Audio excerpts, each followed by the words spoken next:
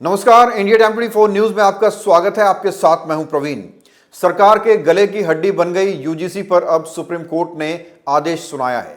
बड़ी बात यह है कि पिछले कई दिनों से जिस तरीके से यूजीसी को लेकर मोदी सरकार का विरोध हो रहा था, जिन लोगों को लोग सोशल मीडिया पर मोदी भक्त समझते थे, वो लोग भी यूजीसी को लेकर सरकार का विरोध कर रहे थे। तो क्या अब सुप्रीम कोर्ट ने बीजेपी के ऊपर आलोचनाओं की बारिश पर छतरी लगा दी है?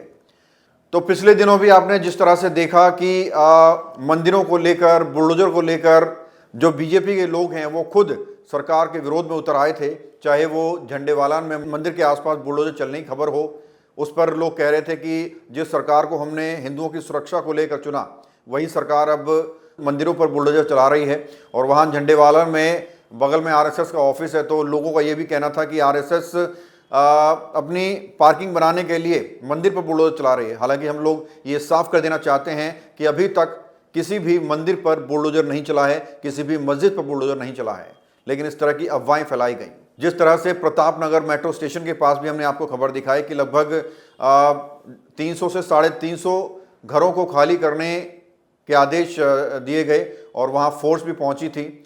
और जिस तरह से लोगों ने कहा कि हम लोग हिंदू हैं, हम पाकिस्तान बनने से पहले से यहाँ रह रहे हैं, और अब एक महिला जाती है, मुस्लिम महिला शाजिया कोर्ट में, और कोर्ट के आदेश के बाद ये आता है कि भाई जो हिंदू परिवार रहते हैं उनको खाली करना पड़ेगा। तो इस तरह से कई जगहों से अलग अलग खबरें आ रही थी सामने। और एक हिंदू, जिस हिंदू ने भाजपा को ये सोच कर चुना था कि भाई अब हिंदुओं की सुरक्षा होगी, हिंदू राष्ट्र बनेगा देश, वही हिंदू लोग कहीं ना कहीं बीजेपी का विरोध कर रहे थे। और अब यूजीसी को लेकर बीते कई दिनों से जो मैंने कुछ ऐसे भी लोग देखे हैं सोशल मीडिया पर जो कट्टर मोदी भक्त थे, जो कट्टर राष्ट्रवादी थे, वो खुद लोग जो है विरोध कर रहे थे यूजीसी का और कह रहे थे कि भाई अब तो हद पार हो गई, हम लोग अब सपोर्ट नहीं करते हैं बीजेपी का। यूजीसी पर इतना तगड़ा विरोध लोगों का दर्ज किया गया।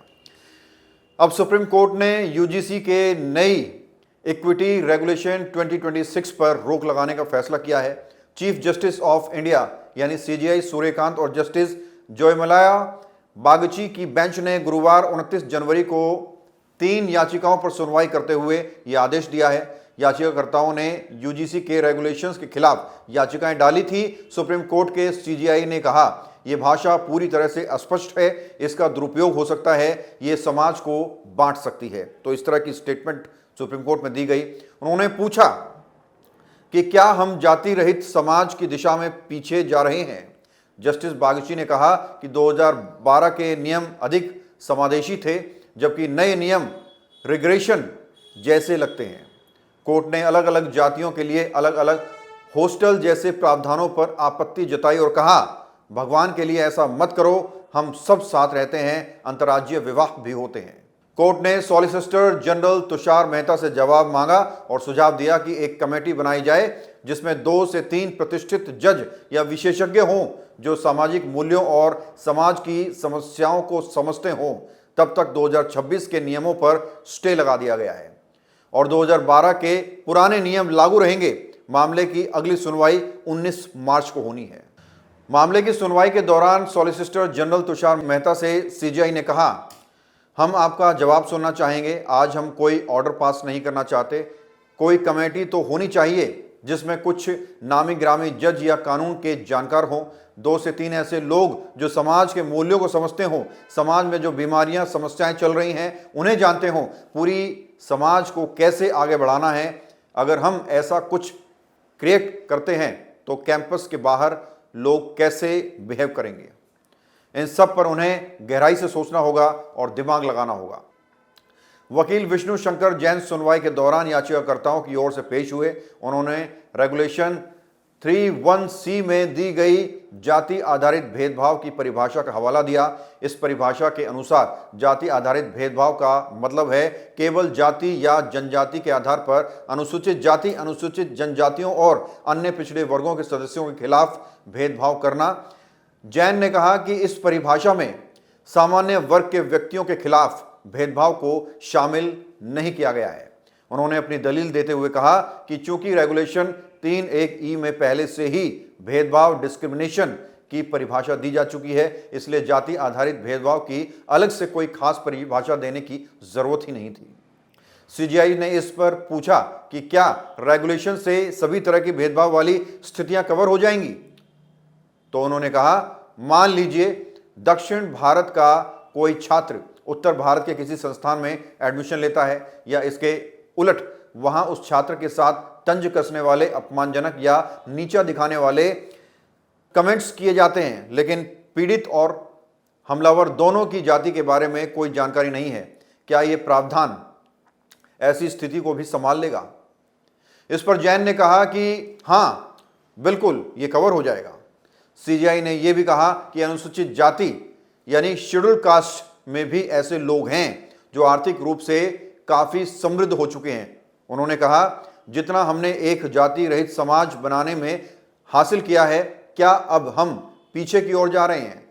क्या हम रिग्रेसिव हो रहे हैं? सीजीआई ने solicitor general of India Tushar Mehta से यह सवाल किया। सीजीआई ने रेगुलेशन से प्रस्तावित सुधारात्मक प्रावधान पर भी सवाल उठाए, जिसमें अलग अलग जातियों के लिए अलग अलग हॉस्टल बनाने की बात कही गई थी। वो बोले, भगवान के लिए ऐसा मत करो, हम सब एक साथ रहते हैं, इंटरकास्ट मैरिज भी होती हैं। जस्टिस बागची ने जोड़ा कि भारत की एकता को शिक्षण संस्थानों में भी दिखना चाहिए।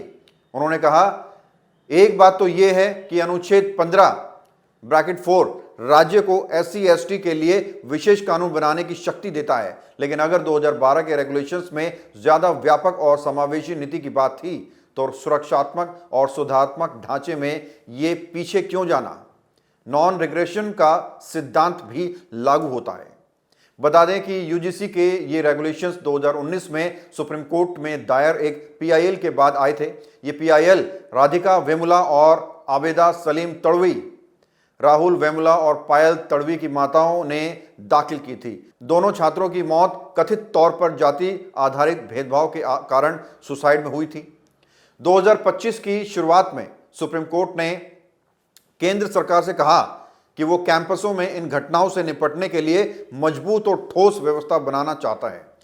कोर्ट ने याचिकाकर्ताओं और अन्य पक्षधारों को यूजीसी के ड्राफ्ट रेगुलेशन में सुझाव देने की छूट दी थी। सभी सुझावों पर विचार करने के बाद यूजीसी ने जनवरी 2026 में ये रेगुलेशंस आधारित तौर पर नोटिफाई कर दिए, जिसके बाद इसको लेकर देश भर में विरोध प्रदर्शन हो रहे हैं।